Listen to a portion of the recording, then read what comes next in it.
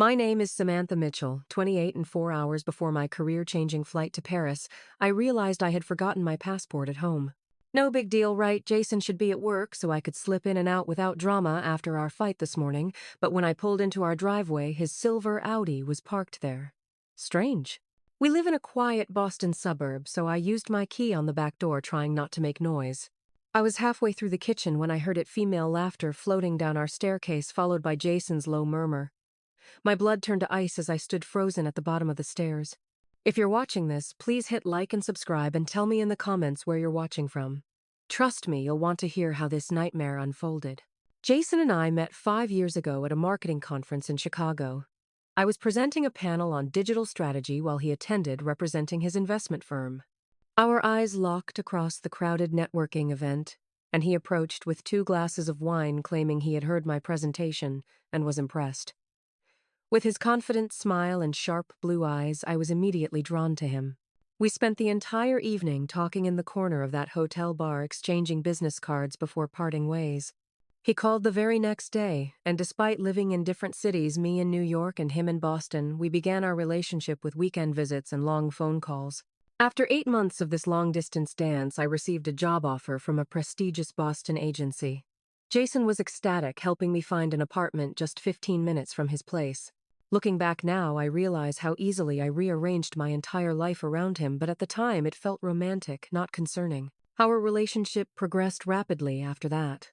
18 months after our first meeting during a sunset boat cruise around Boston Harbor, Jason got down on one knee and proposed with a vintage emerald ring that had belonged to his grandmother.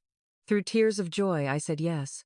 We celebrated with champagne as the skyline glittered behind us, and I truly believed I had found my forever person. Last year, we decided to take the next step and buy a house together in a quiet suburb outside Boston. It was a beautiful colonial with a wraparound porch and enough space for the family we planned to start in a few years. We spent weekends painting walls and shopping for furniture, creating what I thought was our perfect home. But subtle changes began about 6 months ago. Jason started working later at the investment firm, claiming a major client was demanding more attention. His phone became a point of contention. He'd take calls in another room, and I noticed he started keeping it face down on tables. When I asked about these new habits, he dismissed my concerns as paranoia, making me feel foolish for even asking. Then came my big break. After 3 years of climbing the ladder at my agency, I was promoted to creative director. My first major project would be collaborating with our Paris office on a campaign for a luxury brand. 2 weeks in Paris working with their team, with the possibility of more international projects if this one succeeded. When I told Jason about this opportunity, his reaction surprised me. Instead of celebrating, he frowned, questioning whether I needed to be gone for 2 full weeks. He brought up our future plans, wondering aloud how my travel would affect our timeline for starting a family. His resistance felt like a bucket of cold water on my achievement. After several tense discussions, we reached an uneasy compromise. I would go to Paris for the project, and when I returned, we would have a serious conversation about our future plans. This morning, as I rushed to finish packing, Jason reignited the argument, questioning my priorities and suggesting I was putting my career above our relationship. I left the house in tears, hurt and confused by his lack of support. In my emotional state, I somehow managed to leave my passport in the desk drawer of my home office. I only realized this critical error halfway to the airport, forcing me to turn around and make this fateful detour back home. As I stood at the bottom of our staircase, hearing the unmistakable sound of a woman's laughter mixing with Jason's voice, all those small changes suddenly aligned into a devastating picture. The late nights, the guarded phone, the resistance to my Paris trip. My stomach clenched as I realized I might have been blind to something obvious all along. My heart hammered against my ribs as I placed one foot carefully on the bottom stair. The old wood creaked beneath my weight, but the conversation upstairs continued uninterrupted. I slipped off my shoes, clutching them in my left hand while gripping the banister with my right. Each step felt like moving through molasses, my body heavy with dread.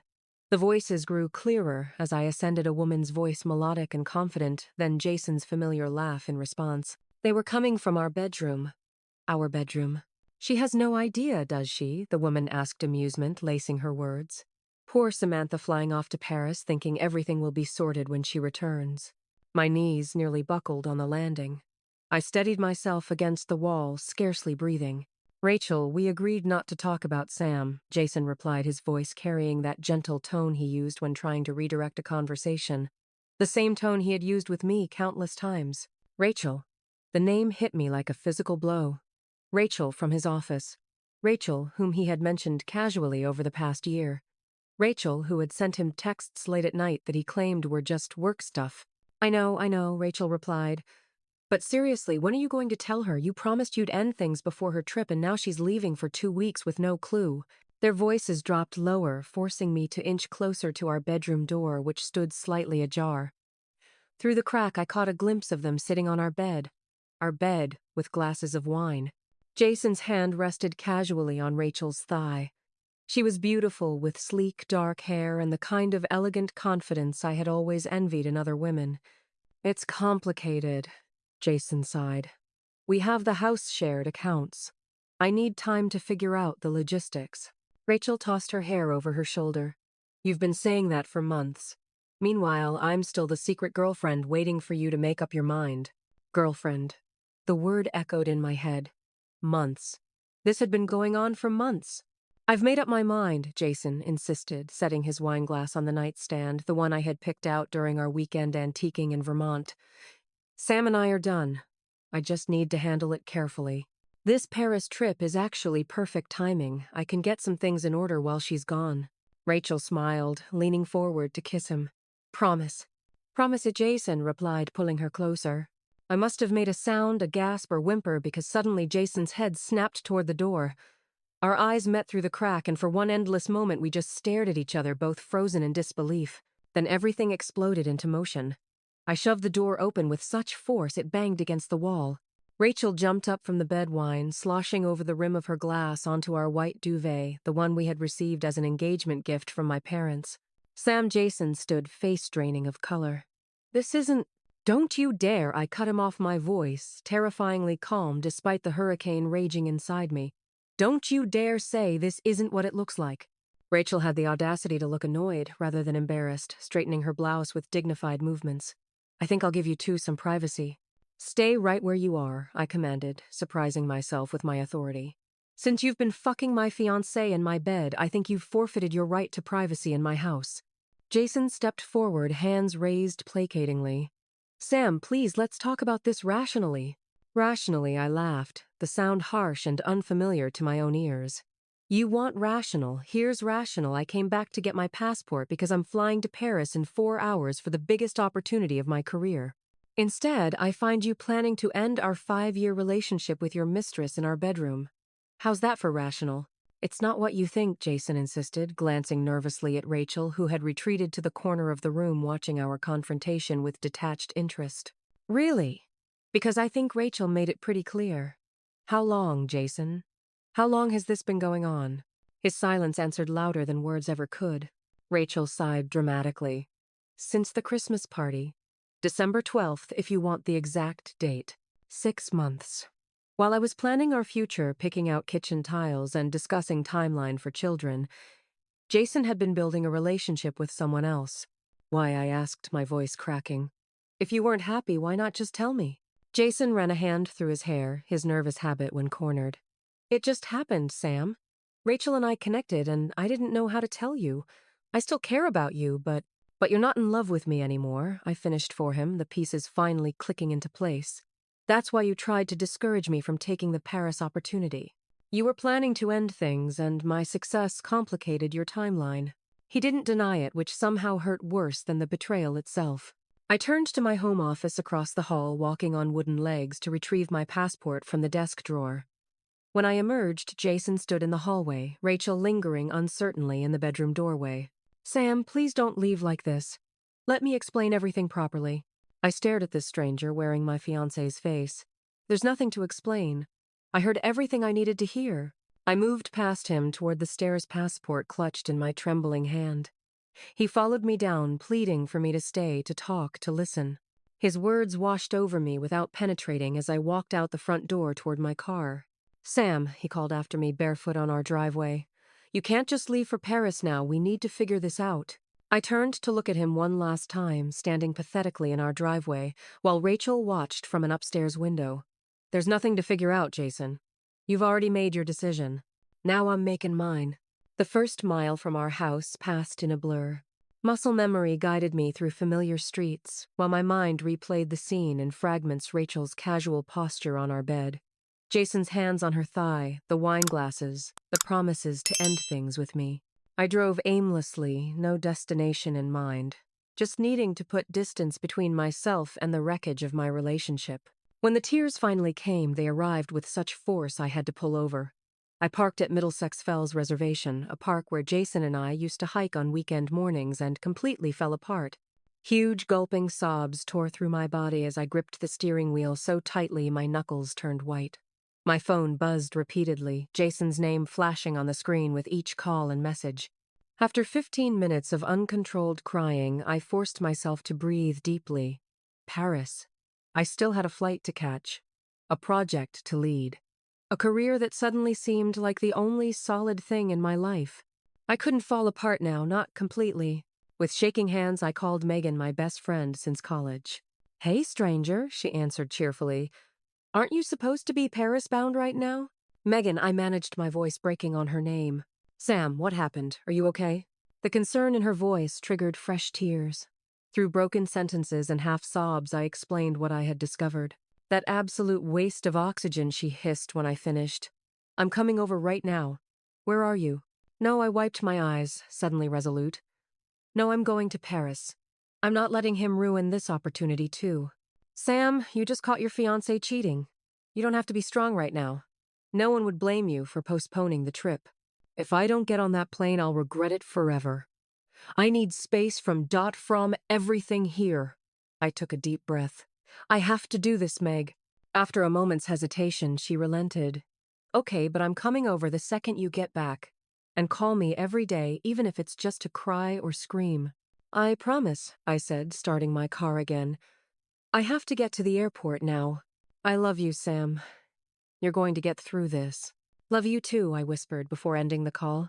As I merged onto the highway toward Logan Airport, my phone continued its assault of notifications. I glanced down at a text from Jason. "Please come back home." It wasn't what it looked like. "We need to talk about this in person before you leave." Wasn't what it looked like. I'd heard their conversation word for word. The audacity of his lie fueled my anger, temporarily overshadowing the pain. 3 more messages appeared in quick succession. "Sam, please answer your phone. You're misunderstanding everything. Don't make any decisions right now. Just come home so we can talk." At a red light, I turned off my phone entirely. I couldn't deal with his manipulation while trying to hold myself together. The airport provided a strange comfort, the anonymity of crowds, everyone focused on their own journeys. I moved through security in a daze, responding to directions automatically, my mind still trapped in that bedroom scene. Sitting at the gate, I turned my phone back on, instantly bombarded by more messages from Jason. I scrolled past them to text Megan that I'd made it to the airport, then silenced the device again. The final boarding call for my flight came over the loudspeaker, and I joined the line, my passport, the innocent reason for returning home, clutched tightly in my hand. As the plane lifted off American soil, I stared out the window at the shrinking city below.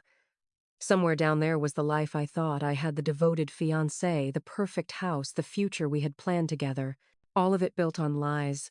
The flight attendant offered me a drink, and I accepted a small bottle of wine, hoping it might dull the sharp edges of betrayal cutting through my chest. For 7 hours across the Atlantic, I alternated between tearful staring at the seat in front of me and fitful attempts at sleep. By the time we landed in Paris, I felt hollowed out, empty of everything except a dull, throbbing ache. Paris greeted me with soft morning light and a gentle drizzle that matched my mood. I moved through Charles de Gaulle Airport like a ghost, collecting my luggage and finding the taxi stand. The driver, noticing my red-rimmed eyes, kindly refrained from conversation during our ride to the hotel in the 8th arrondissement. The boutique hotel selected by my company for its proximity to our Paris office welcomed me with old-world charm that would normally have delighted me. The concierge handed me a key to room 412, explaining in accented English about breakfast hours and amenities. I nodded, mechanically grateful, when he finally let me escape to my room. Once alone, I dropped my bags and collapsed onto the neatly made bed.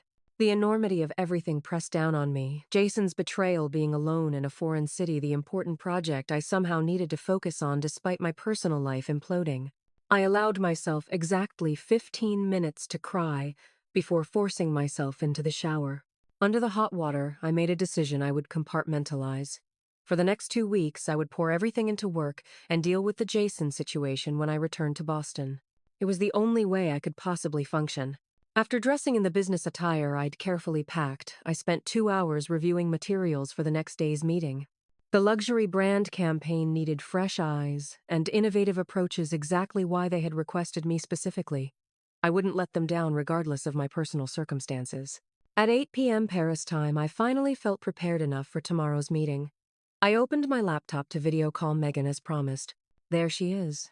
Megan's familiar face appeared on screen, concern evident in her expression. "How are you holding up?" "I've been better," I admitted, attempting a smile that probably looked more like a grimace. "But I made it to Paris in one piece. Have you talked to Jason at all?" I shook my head. "I turned my phone off on the plane and haven't checked messages since landing. I can't deal with him right now." "Well, you should know he's been telling people it was just a misunderstanding," she said, making air quotes with her fingers. "He called Alex and tried to get him to tell him where you were staying in Paris." "What?" The anger I'd been suppressing flared hot. "A misunderstanding," I heard him, "promising to end our relationship. I saw him with my own eyes with another woman in our bed." "I know, honey. He's trying to control the narrative. Classic cheater move." I ran a hand through my still damp hair. "Did Alex tell him anything?" "Of course not. No one's going to help that jerk reach you unless you want to be reached." For the first time since discovering the affair, I felt a surge of gratitude for my friends. At least something in my life was solid. "Thank you," I whispered. I don't think I could handle hearing his voice right now. We talked for another hour, Megan filling the conversation with distracting stories and reassurances until exhaustion began to overtake me. "Get some sleep," she instructed before signing off. "And remember, you're in Paris. Try to find at least one moment of beauty tomorrow, even if it's just a really good croissant." The next morning, fueled by strong coffee and determination, I arrived at the Paris office 15 minutes early. The receptionist directed me to a modern conference room where I began setting up my presentation materials. Slowly, the French team filtered in, offering polite introductions in varying degrees of accented English. Emily Barrett, my French counterpart, entered last. Tall and effortlessly stylish with copper hair cut in a blunt bob, she exuded the kind of confidence I usually possessed myself. "Samantha, welcome to Paris," she said, extending her hand. "We've been looking forward to your arrival." "Please call me Sam," I replied, shaking her hand firmly. "I'm excited to collaborate with your team on this campaign." For the next 3 hours, I forced myself to be fully present, presenting ideas and responding to questions with professional enthusiasm. The creative work provided blessed distraction from my personal turmoil, and by the end of the meeting, we had established a solid direction for the campaign. "That was impressive," Emily commented as the others filed out for lunch, "especially considering you must be exhausted from your flight." "Thank you. I'm passionate about this project."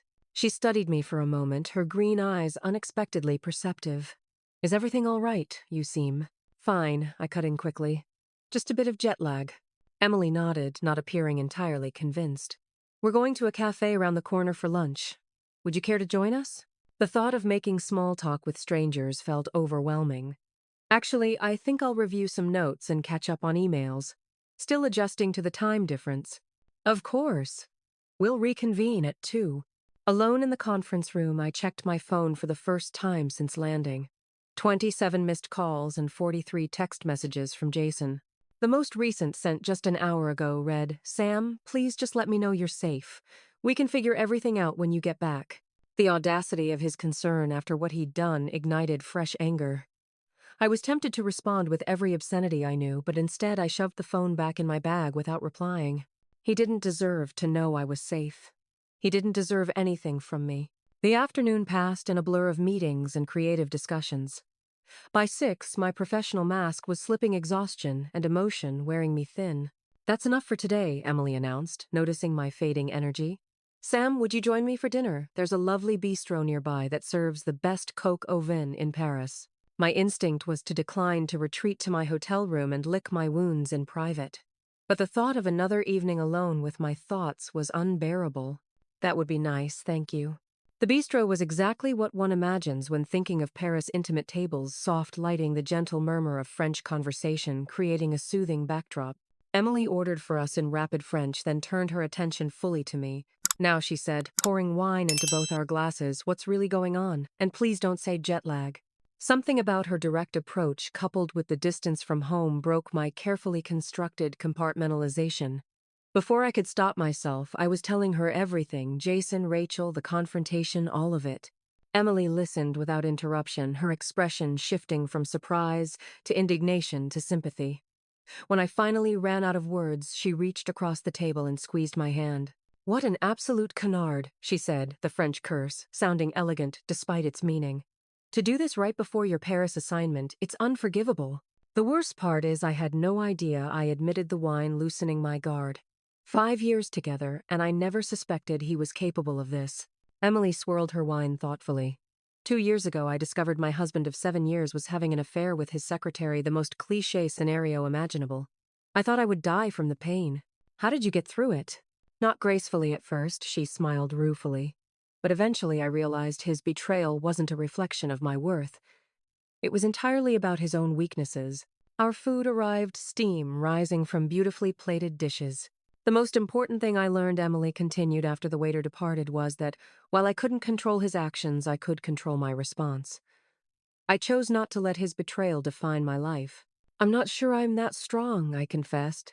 "You're here, aren't you, leading an international project hours after discovering your fiancé's affair? That takes remarkable strength, Sam." Her words settled around me like a warm blanket. For the first time since walking up those stairs at home, I felt a tiny spark of something beyond pain, perhaps the first glimmer of resilience. "I think," I said slowly, "I should block his number. At least for now." "That seems like a very reasonable boundary," Emily nodded approvingly. Later that night, back in my hotel room, I did exactly that, blocked Jason's number and social media accounts.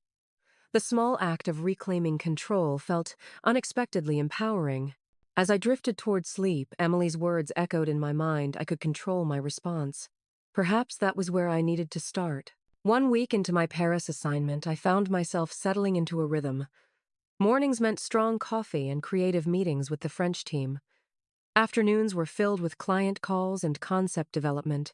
Evenings usually involved dinner with Emily and occasionally other colleagues, followed by review of the day's work in my hotel room. The routine provided structure, and the intense focus on work offered respite from constantly thinking about Jason. My professional confidence was gradually returning. The campaign was taking shape beautifully, with the client expressing enthusiastic approval of our initial concepts. Emily and I had developed an effortless, creative partnership, our different perspectives complementing each other perfectly. It was close to midnight when my laptop chimed with an incoming email. Assuming it was a message from Megan, who had been checking in daily, I was surprised to see a name I recognized but rarely communicated with: Daniel Whitman, a colleague of Jason's at the investment firm. Subject: concerned about you. Dear Samantha, I hope this message finds you well in Paris. I apologize for contacting you out of the blue, but I've been concerned since hearing about what happened between you and Jason. He's been telling everyone at the office that you overreacted to finding him in a work meeting with Rachel and left the country without giving him a chance to explain. I've worked with Jason for years, and while we're not close friends, I've always respected him professionally. However, I can't in good conscience let you believe his version of events. The truth is that his relationship with Rachel has been common knowledge at our firm for months. They haven't been particularly discreet. I'm sorry to be the one to tell you this, but I would want to know if I were in your position. Jason actively discouraged you from taking the Paris opportunity, he told several people at work. He was trying to keep you from advancing too quickly so you wouldn't outgrow your relationship. Rachel apparently found this amusing and shared it with her friends at the office. I understand if you don't want to respond to this email, but I felt you deserved to know the truth. Whatever you decide, I wish you the best. Sincerely, Daniel Whitman. I read the email 3 times each pass, revealing new layers of betrayal. Jason had deliberately tried to hold back my career advancement. The entire office knew about his affair. He was now painting me as irrational and impulsive to save face. My hands trembled as I typed a reply. Daniel, thank you for your honesty. I appreciate you sharing this information, difficult as it is to hear. If you're comfortable, I would like to know how long this has been going on and if there's anything else I should be aware of. Sam. His response came within minutes. Sam. From what I've gathered, Jason and Rachel began their relationship shortly after the holiday party last December. I believe it became physical almost immediately. Several of us have witnessed them leaving work together regularly since then. I'm sorry to share this, but Jason has been representing your relationship differently at work for some time. He suggested to colleagues that you were more invested than he was, and that he had been looking for an exit strategy for months. He even asked our HR director about removing you from his company health insurance back in February, though no action was taken. Again, I apologize for being the bearer of such news. If you have any other questions, please don't hesitate to ask. Daniel. February. He had been planning to leave me since February. While I was researching wedding venues and discussing our future, he was plotting his escape. The calculated deception made me physically ill. I barely made it to the bathroom before emptying the contents of my stomach. After washing my face with trembling hands, I returned to my laptop and opened social media for the first time since arriving in Paris. Though I had blocked Jason, we shared many mutual friends. It took only minutes of scrolling to find a photo posted by our neighbor Susan from earlier that day, a shot of her new garden with Jason's car visible in our driveway.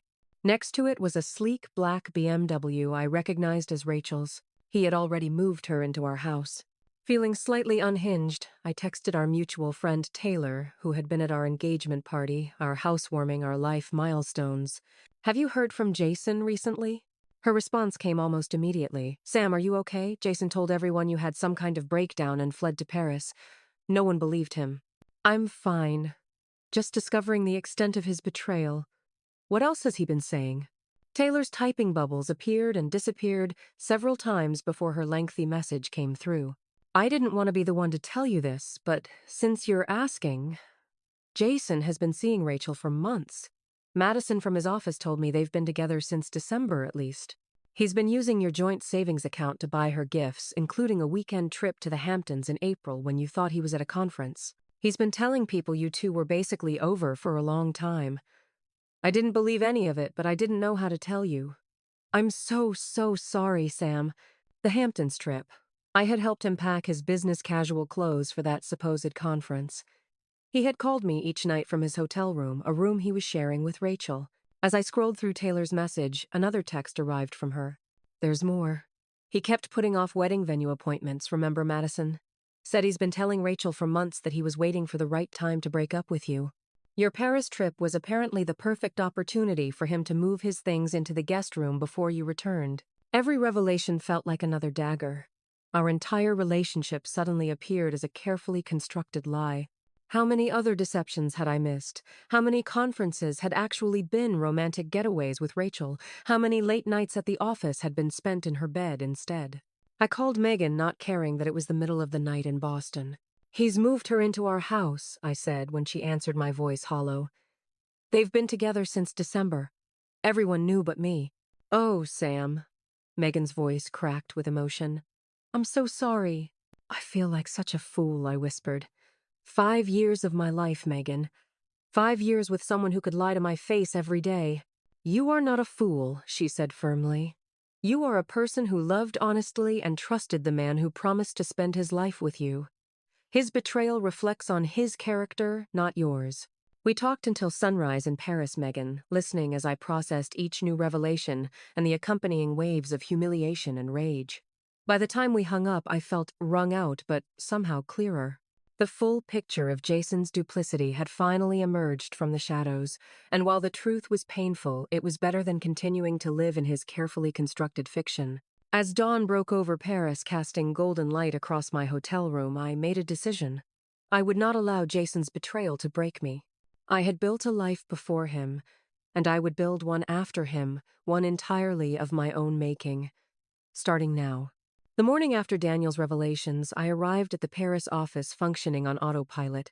I had showered, dressed professionally, and applied makeup carefully to hide my swollen eyes, but inside I felt like I was unraveling. The campaign concepts needed to be presented to the clients today, our biggest milestone in the project so far. I had rehearsed my presentation repeatedly, but as I set up the conference room, the words kept slipping away like water through my fingers. Emily entered with 2 coffees, handing one to me with a concerned look. Rough night. You could say that I replied, my voice scratchy from hours of crying. I discovered my entire relationship was a lie and everyone knew but me. Her eyebrows shot up. Before the client meeting, your timing is impeccable. The unexpected humor startled a laugh from me. I'll be fine for the presentation. Just running on caffeine and spite at this point. The most powerful combination, she nodded approvingly. But seriously, we can postpone if needed. No, I straightened my shoulders. Work is the only thing keeping me sane right now. The clients arrived representatives from the luxury brand who had flown in specifically for this presentation. I switched into professional mode, walking them through our concepts with practiced enthusiasm. My voice remained steady as I highlighted key messaging points and visual directions, answering questions with confident authority. Everything was going perfectly until we reached the emotional storytelling segment of the campaign. The concept centered around authentic relationships and trust ideas that had felt powerful during development but now scraped against my raw wounds. The narrative arc focuses on genuine connection, I explained, my voice suddenly catching. On the promises we make to the people who matter most. The room blurred slightly, and I gripped the edge of the table. Excuse me for one moment. I barely made it to the bathroom before the panic attack hit. My chest constricted painfully, breaths coming in short gasps as I locked myself in a stall. The carefully constructed professional facade crumbled as I pressed my forehead against the cool metal door, tears streaming silently down my face. I'm not sure how long I stayed there trying to regulate my breathing before a gentle knock sounded on the stall door. Sam, Emily's voice filtered through. Everyone's taking a coffee break. Are you all right? I wiped my face and emerged, meeting her concerned gaze in the mirror as I splashed cold water on my cheeks. I'm sorry, I whispered, embarrassment heating my face. I thought I could compartmentalize better than this. You're having a completely normal reaction to an extremely abnormal situation, she replied, handing me a clean tissue.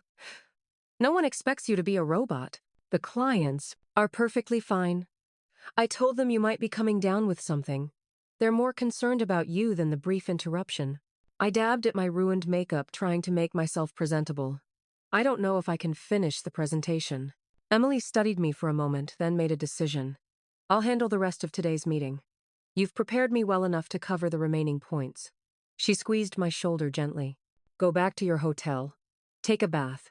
Order room service. Watch terrible French television. Consider it doctor's orders. The kindness of this woman who had been a stranger just days ago broke through my last defenses.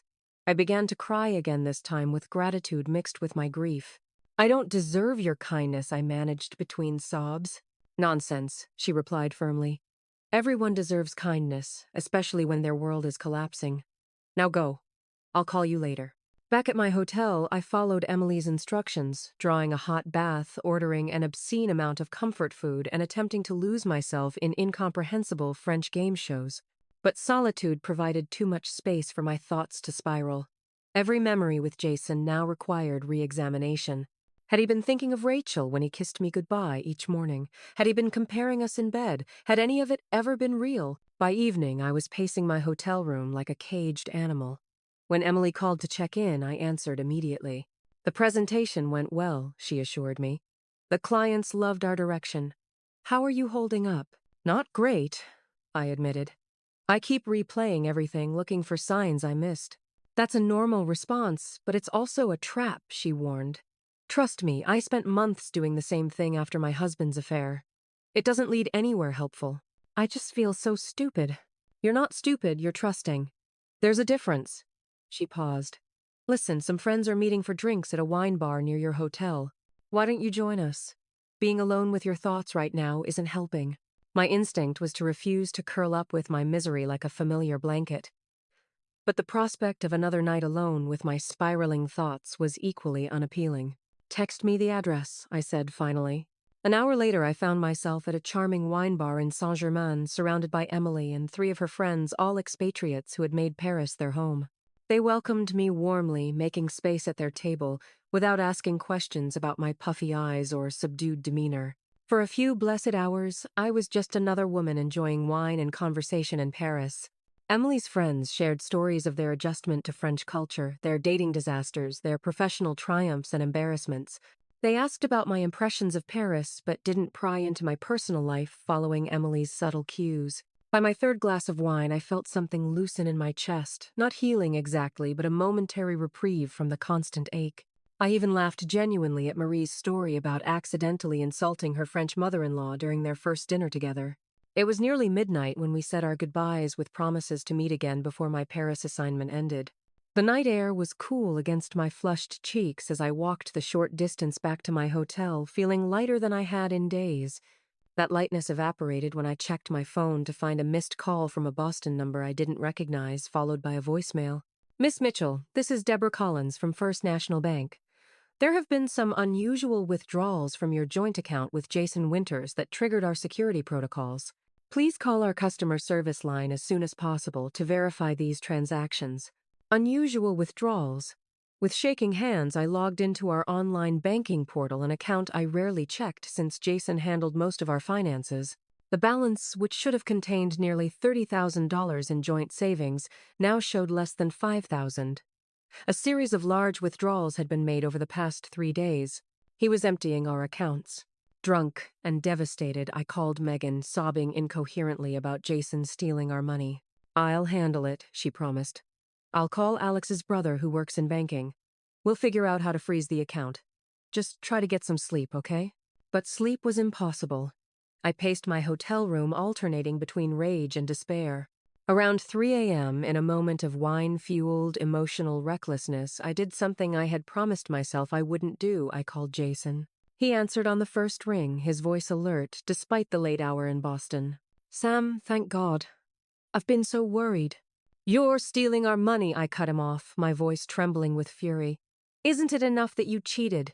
That you lied for months? That you moved your mistress into our home? You have to take everything—" "Sam, calm down." His tone shifted to the condescending one he used when he thought I was being irrational. "I'm not stealing anything. I'm just moving some funds around for investments. Everything's fine."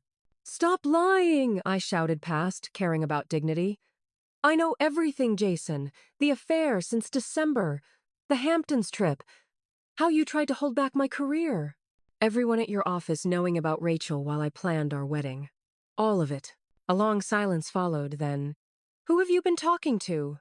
The question, so focused on identifying his information leak rather than addressing his betrayal, sparked something inside me, a breaking point, beyond which lay either collapse or transformation. In that moment, I chose the latter. "It doesn't matter," I said, suddenly calm. "What matters is I finally see you clearly. You aren't the man I thought I knew. You aren't worth any more of my tears or anger." "Sam, I'm done, Jason. Don't call me again. My lawyer will contact you about the house and accounts." I ended the call and collapsed onto the bed, emotionally exhausted but strangely clear-headed. I had survived the breaking point. Whatever came next, I would face it standing. I woke the next morning with surprising clarity, despite my minimal sleep. The crushing weight that had pressed on my chest since discovering Jason's betrayal hadn't disappeared, but it had somehow transformed, less like drowning and more like carrying a heavy pack on a difficult hike. Challenging, painful, but manageable. My phone showed missed calls from both Megan and a Boston law firm she had apparently contacted on my behalf. I returned Megan's call first, trying to piece together my slightly wine-blurred memories of our late-night conversation. "I spoke to Jason," I confessed when she answered. "I figured as much from your 3 a.m. text saying, and I quote, 'I told that lying thief I'm done with him forever.'" I winced. "Not my finest moment." "Are you kidding? I'm proud of you. How are you feeling this morning?" I considered the question carefully. Like I've been hit by a truck, but like I might eventually recover. "Megan, I need to do something productive with all this anger." "That's actually healthy. What are you thinking?" "I'm going to channel it into work. This project deserves my best, and focusing on creating something meaningful feels like the only constructive use of my energy right now." "That sounds like the Sam I know," she said approvingly. "Oh, and the bank has frozen your joint account pending investigation of possible fraud. Alex's brother says Jason can't touch what's left until you both appear in person to sort it out." "One small victory. Thank you for handling that. I'll call the lawyer later today." After showering and dressing with particular care, I arrived at the Paris office an hour earlier than usual. Emily looked surprised to see me setting up in the conference room, especially given my emotional state the previous day. "Are you sure you're ready to be back?" she asked cautiously. "No," I admitted. but I'm sure I don't want to let that man take anything else from me, including this opportunity. She studied me for a moment, then nodded. All right then. What do you need from me? Honesty, patience, and maybe an extra coffee. That I can definitely provide. The morning meeting with the creative team started awkwardly, everyone clearly aware of my abrupt exit the previous day, but too polite to mention it. Rather than ignore the elephant in the room, I decided to address it directly. I want to apologize for yesterday, I began. I'm dealing with a difficult personal situation, but it won't affect my commitment to this project. In fact, I took a deep breath. I'd like to propose we push the campaign concept even further. For the next hour, I led the team through an aggressive reimagining of the luxury brand's positioning. The anger and betrayal I felt fueled a creative fearlessness I hadn't accessed before.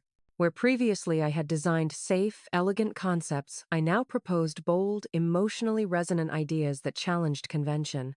By lunchtime, the team was energized, the awkwardness forgotten as we collaboratively refined the new direction. Emily pulled me aside as the others headed out for lunch. That was impressive, she said quietly. Are you sure you're okay? No, I answered honestly. But I'm channeling everything into this work. It feels better than crying in my hotel room. She squeezed my arm supportively. Just don't burn yourself out. Healing takes time. Time is the one thing I have plenty of now, I replied, attempting a smile. My 5-year relationship is over, my living situation is in limbo, and my entire life plan has imploded. Might as well make the most of the blank slate. The afternoon brought an unexpected email from the agency's global creative director. Subject Paris Project Progress. Samantha, Emily has shared your team's revised campaign concepts, and I must say I'm impressed with the bold direction. The emotional authenticity of the approach feels perfectly aligned with current cultural movements while maintaining the luxury positioning. Given the exceptional work you're doing, I'd like to discuss extending your Paris assignment beyond the initial 2 weeks. We're considering establishing a more permanent exchange program between Boston and Paris, and your current project could serve as the perfect pilot. Let's schedule a call next week to discuss possibilities. Best regards, Marcus Reynolds, Global Creative Director. I stared at the screen in disbelief. A potential long-term position in Paris 2 weeks ago, such an offer would have seemed impossible given my life with Jason. Now, ironically, his betrayal had opened doors that had previously been firmly closed. When I showed Emily the email, she grinned. I may have emphasized to Marcus how valuable your perspective has been to our team. Thank you, I said, genuinely moved by her support. Don't thank me. Your work speaks for itself. The rest of the afternoon passed in a productive blur. By early evening, when most of the team had departed, I remained at my desk refining presentation slides for the following day. My phone buzzed with an incoming call, my mother's name appearing on the screen. Mom, is everything okay? She rarely called without texting first. I spoke to Megan, she said without preamble. Why didn't you tell me about Jason? I hadn't told her because I couldn't bear her disappointment or pity. My parents had adored Jason, welcoming him into our family with open arms. I'm still processing it myself, I admitted. I didn't want to worry you. Samantha Mitchell, my mother's voice, took on the tone she had used throughout my childhood when I tried to handle difficulties alone. You do not have to carry this burden by yourself. I know, I whispered, tears threatening again. It's just so humiliating, Mom. Everyone knew but me. Let me tell you something, she said, her voice softening. When I was 28, your age now, your father had an affair with his secretary. The revelation stunned me into silence. My parents had been married for 35 years. They were the model of stability and partnership I had always aspired to emulate. What I finally managed. But you and Dad are perfect together. She laughed gently. Now, perhaps.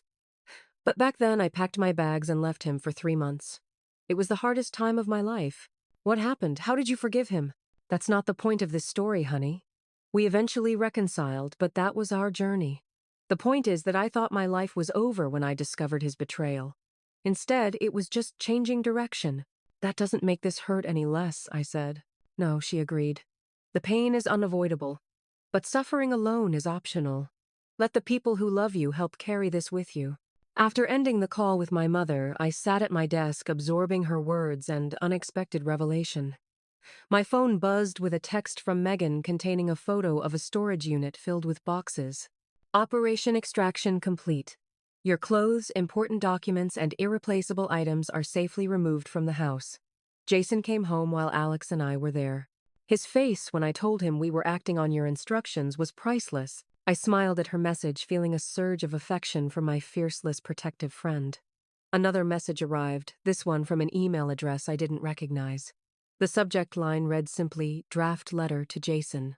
Opening it revealed a formal letter from the law firm Megan had contacted outlining terms for dissolving our joint property and financial entanglements. The attorney had drafted clear, unemotional language asserting my rights to half our shared assets and establishing firm boundaries for communication moving forward.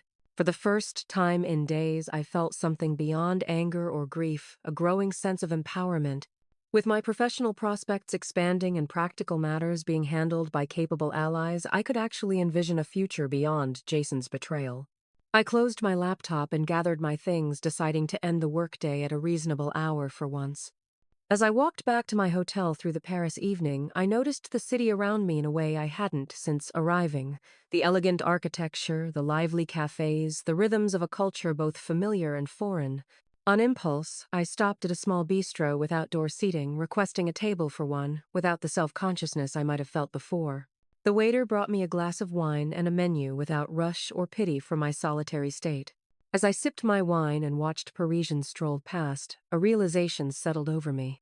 This was just one of countless evenings I would spend in my new life, a life unfolding according to my own design without compromise or deception. My phone buzzed one final time that evening. Jason's name appeared on the screen, a video call request rather than his usual text. Without hesitation, I declined the call and blocked his number completely. Some chapters were meant to be closed permanently with no possibility of revision. For the first time since discovering his betrayal, I slept deeply and without dreams. 6 weeks later, Paris had transformed from an escape to a new beginning. The 2-week assignment had officially extended into a 6-month position as creative liaison between the Boston and Paris offices. My hotel room had been exchanged for a small but charming apartment in the Marais district, with tall windows overlooking a quiet courtyard. The luxury brand campaign had launched to industry acclaim, with both Emily and I receiving recognition for our innovative approach. What had begun in personal turmoil had somehow evolved into professional triumph, an irony not lost on me. On this particular Tuesday morning, I sat at my dining table turned makeshift desk, preparing for a virtual meeting with a lawyer in Boston. Coffee steamed beside my laptop as I reviewed the documents sent the previous day, the final separation agreement between Jason and me. The video call connected, revealing Patricia Lawson, the no-nonsense attorney Megan had found for me. "Good morning, Sam." Or I suppose it's afternoon in Paris. "Good afternoon," I confirmed. "I've reviewed the documents you sent." "Excellent. As you can see, we've secured a fair division of assets. The house will be sold with proceeds split equally after the remaining mortgage is paid. Your personal items have been inventoried and are in secure storage. The financial accounts have been untangled with reimbursement for the funds Jason improperly withdrew." I nodded, relieved that the practical matters were being resolved without direct confrontation. "And he's agreed to all this?" "After some initial resistance, yes. His lawyer realized their position was untenable given the documented evidence of his infidelity and financial impropriety." "This is a fair settlement, Sam." After signing the electronic documents, I thanked Patricia and ended the call. A weight I had been carrying for weeks finally lifted. The legal entanglements with Jason would soon be completely severed, the last remaining threads connecting us. My phone chimed with a message from Megan. "Lawyer meeting done. How do you feel?" I considered the question carefully before responding. "Lighter. Ready to stop looking backward." Her reply came quickly. "That's my girl. Cannot wait to visit you next month. Paris better be ready for us." Smiling, I set my phone aside and opened my laptop to check emails before heading to the office. An unread message from Jason waited in my inbox, sent late the previous night. My finger hovered over the delete button, but curiosity won out. Subject: one last message. "Sam, I received the final paperwork from your lawyer today. I suppose this is really happening. I've signed everything as requested. The house is already listed for sale. I know you don't want to hear from me, and I'll respect that after this message. I just needed to say again how sorry I am for everything. I made the biggest mistake of my life and hurt the person who deserved it least. I've lost not only my fiancé, but my best friend. Rachel and I ended things last month. Turns out a relationship built on lies doesn't have much of a foundation. Too little too late, I know. I hope Paris is everything you dreamed it would be. You deserve every success and happiness. Take care of yourself, Jason. I read the email twice, searching for the emotional response it might have triggered weeks ago: anger, vindication, even lingering affection. Instead, I felt a calm detachment, as if reading about characters in a story rather than my own life. Opening a blank document, I began typing, not a reply to Jason, but a letter I would never send. Emily had suggested this exercise when I mentioned still having occasional moments of overwhelming anger or regret. Dear Jason, today I signed papers that officially end our financial and legal connections. It seems strange that 5 years together can be reduced to electronic signatures and asset divisions, but perhaps that's fitting for a relationship that ended with such clinical betrayal. I've thought a lot about what I would say to you if we ever spoke again. At first, it was all rage and hurt questions about how you could lie to my face day after day, how you could share our bed while planning a life with someone else, how you could actively try to hold back my career to make your exit more convenient. But now, 6 weeks into my new life, I find those questions matter less and less. The why behind your betrayal is ultimately less important than the what now of my response to it. The truth is, I'm building something here that excites me more than our cautious plans ever did. I'm making decisions based solely on what I want, discovering parts of myself that got lost somewhere in our relationship. So this letter isn't about closure or forgiveness or even anger anymore. It's a recognition that while you broke my heart, you also inadvertently set me free. The pain was excruciating, but the woman emerging from it is stronger, clearer, and more authentically herself than she might otherwise have become. I hope you find whatever it is you're looking for, Jason. More than that, I hope you become someone who deserves to find it. Goodbye, Sam. I saved the document, but didn't print it or send it. The act of writing had been cathartic enough, clarifying my own thoughts rather than communicating with him. His chapter in my life was closed. Let him live with his choices as I moved forward with mine. That evening, I met Emily and our growing circle of friends at a riverside cafe. The September air carried the first hint of autumn coolness, but outdoor dining remained pleasant.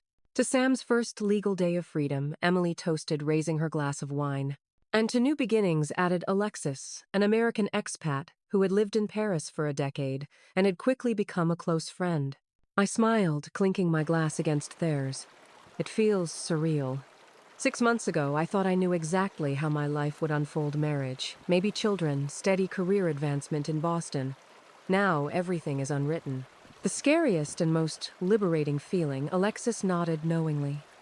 When I left New York after my divorce, I felt exactly the same way. What's next on your freedom agenda? Asked Sophie, Emily's vivacious French colleague. I considered the question. I'm thinking of taking a weekend trip to the French countryside. Solo travel feels like an appropriate milestone. Excellent choice, Emily approved. Just promise not to fall in love with a charming vineyard owner and disappear forever. No chance of that, I laughed.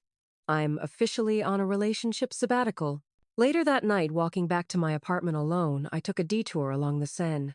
The city lights reflected in the dark water, creating shimmering pathways that appeared and disappeared with the river's gentle movement. I stopped at Pont Neuf, leaning against the stone balustrade, to watch a tourist boat glide beneath the bridge. 6 months ago, I had returned home for a forgotten passport and discovered the foundations of my life were built on sand. The pain of that discovery had nearly broken me. Yet standing here now in a city I was growing to love, pursuing work that challenged and fulfilled me, surrounded by new friendships and possibilities, I felt an unexpected gratitude for the path that betrayal had forced me to walk. Jason's affair had shattered the life I thought I wanted. But from those fragments I was assembling something truer to my authentic self, a mosaic more beautiful for having been broken and reformed. As I turned toward home, my new home, I silently thanked the version of myself who had found the strength to walk away instead of clinging to comfortable lies. The passport I had returned to retrieve that fateful day had indeed taken me to a foreign destination, though not the one I had anticipated. Some journeys begin with a single step. Mine had begun with standing frozen at the bottom of a staircase, hearing the unmistakable sound of betrayal. The pain of that moment would always be part of my story, but it no longer defined my future. My phone buzzed with a final message for the night, Megan checking in, as she still did most days. "How's my favorite Parisian expat tonight?" I smiled and typed my response. learning that sometimes the worst moments of our lives become unexpected doorways to exactly where we're meant to be. I hope my story resonates with those of you who have experienced betrayal or unexpected life changes. Sometimes, what feels like an ending becomes the beginning of something better. Have you ever had a painful experience that ultimately led you to a better place? Drop a comment below and share your story. Don't forget to like and subscribe if this resonated with you. There's power in sharing our journeys. Thank you for being here with me today, and remember, sometimes life's detours lead to the most beautiful destinations.